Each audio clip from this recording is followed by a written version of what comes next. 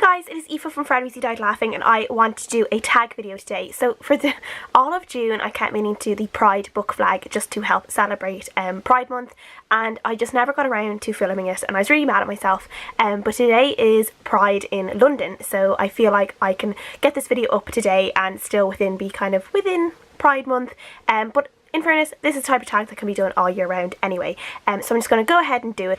This tag was originally created by Common Spence, and I will leave a link to his video down below. He's great and so much fun. I definitely tell people to go and subscribe to him if you are not already, and this tag is a lot of fun as well, and I just really enjoyed the questions of it as well, so I wanted to do it. This question is Red, which means life, and this is a book with a spirited protagonist who is totally proud of who they are, and for this one I'm going to go with Simon and Fortune's Fool by Mary Begones.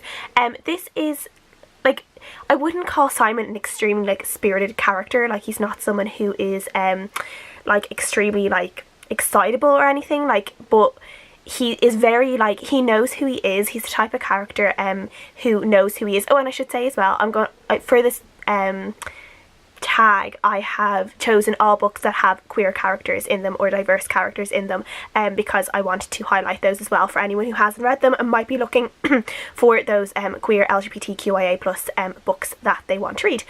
So Simon is gay, and he is, like, he has known his sexuality for a very long time, since he was in school, and he had a bit of a tough time with it, but he doesn't let anyone ever kind of talk down to him. He's very tough, but he knows who he is, and he's so comfortable with who he is, and I just really enjoyed reading that in this book. So the second question is Orange, and it is healing, and it is a book that made you as a reader find a deeper meaning or catharsis in your own life. And for me, like, I had a little bit of trouble with this question because I couldn't really figure it out, like what exact book, like in terms of the type of books that I want to choose for this tag as well. So I've eventually decided on The Space Between by Meg Brighten. This is a book written in verse. It is about a girl who has not left her house because of anxiety, agoraphobia, and she also ends up through this dog coming to her window one day, meeting this girl who comes over to the house, and they strike up a friendship, and then eventually they start to fall in love. And there's just so much in this book just about being scared, and books about, like, you know, just these beautiful words about anxiety and doubting yourself, and then also just like some other books, like other kind of like pages just that's about like finding self-love and accepting yourself and allowing others to accept you as you are and allowing yourself to be loved and all that kind of stuff. And it's just such a beautiful book, so I just found some really great moments in this book that definitely kind of like struck a chord with me, and it's one that I would definitely reread soon, and it's one that you can just reread in a day, like, as well. So I think I might actually read this very soon because I just have the hankering to read it again, and just to find all those passages again, and, you know, just mark them out. And yeah, like, this is probably a book that eventually I could probably end up like even annotating. I could go mad and annotate it or highlight it or like have stickies in it or something, just to always, so I can have those bits to remind me of the passages in this that I really enjoy. Number 3 is Yellow, and it is for Sunshine, and is a book that fills you with so much joy it could brighten even the darkest day. And for this one I've decided on Because You'll Never Meet Me by Leah Thomas. This is a book that I've been raving about for so long on this channel. Though actually I have not mentioned this in quite a while. My first 2 years in BookTube I mentioned this constantly, and I absolutely love this book. This is a book about two teenagers.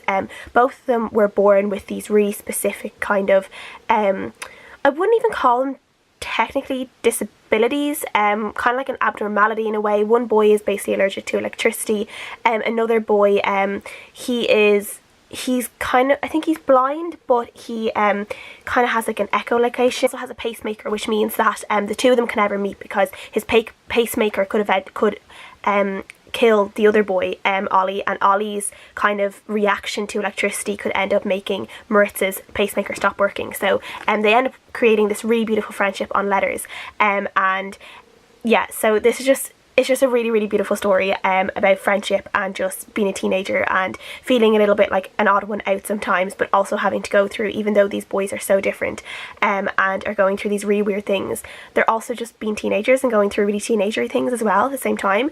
So I really enjoyed this, and yeah, I love this one, and it just always makes me happy when I'm reading it because I love it so much. But that could go for like so many other like YA contemporaries with LGBTQIA plus characters in them, like Simon versus the Homo sapiens agenda. Absolutely love that one. That one definitely makes me happy every single time I read it as well. Number 4 is Green, and it is for nature, and it is a book that is set out of this world in a reality different to our own. And for this one I'm going to go for The Tiger's Daughter by K.R. Snow-Rivera, which is one I read very recently, and this is a book set in this kind of, I guess it's like an Asian inspired world, and we're following two different girls.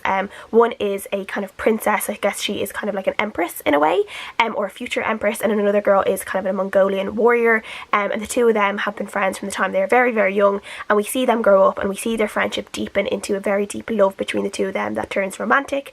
So they are in this really beautiful relationship with each other where they trust each other with their lives, that they do have to fight for their lives occasionally and have to save each other, and we're just finding out about their friendship and their romantic relationship, and we're seeing them as they are younger through form of letters, and then we're also seeing the Empress when she's a little bit older. And I really enjoyed this. It's a different kind of like world that I am used to reading about, even in terms of fantasy worlds, because I think fantasy worlds tend to be very much sometimes European inspired, where this one is very much Chinese inspired and Asian inspired, overall Asian inspired, but mostly I think Chinese inspired, and I just really enjoyed reading something a little bit different like that. Blue, which means peace, and it is a book where one of the characters finds peace with a difficult truth. And for this one I have decided to go with Dreadnought by April Daniels.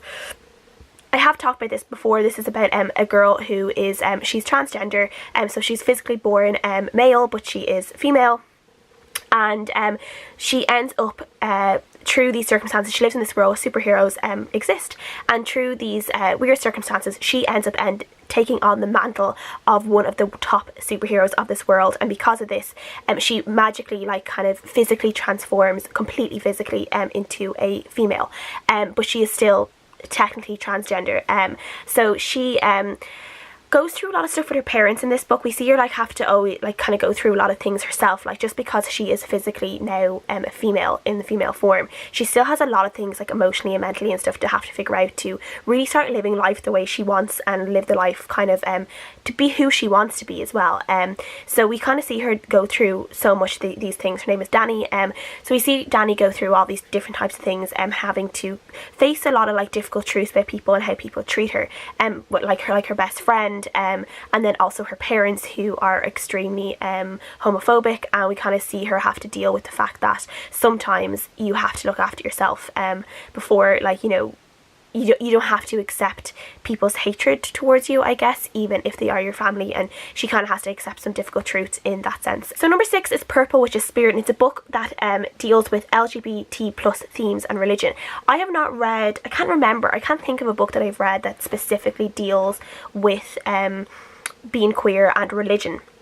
So I've ended up going for kind of a little bit of a different one, and I've gone through the Mortal Instruments series by Cassandra Clare, and I'm just specifically talking about Alec in this series, who is gay, but we also see him have to deal with his parents and the Shadowhunter society as a whole, which technically isn't a religion, but they have a very, very archaic old set of values, some of which is that being gay is wrong, and we see how his parents have to deal with that, and how scared he is to come out, and how scared he is to fall in love with the person he's obviously meant to be with, and you know, which is a whole different thing in itself as well, but I feel like we see him being strong and, like, you know, really believe in himself and come out as himself and really be who he is, eventually, and see how, like, you know, the world starts to change a little bit, and he really starts to get things shaking in terms of Shadowhunters accepting people who aren't just like straight.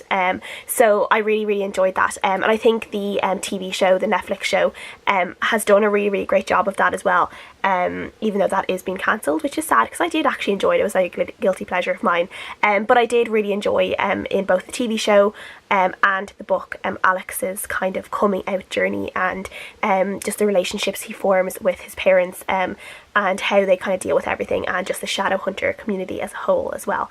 I really enjoyed it. That is all the questions for this tag. I hope you guys enjoyed. I'm glad I finally was able to do this because I think this is such a fantastic tag. I'll challenge you to try, and I don't know if it's a specific rule.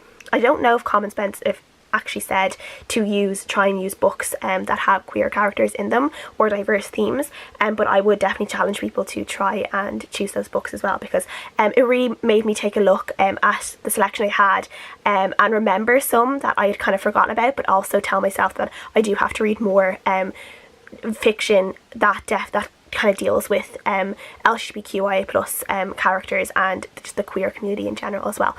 So yeah, thank you guys for watching. I'll see you guys again next time. Bye!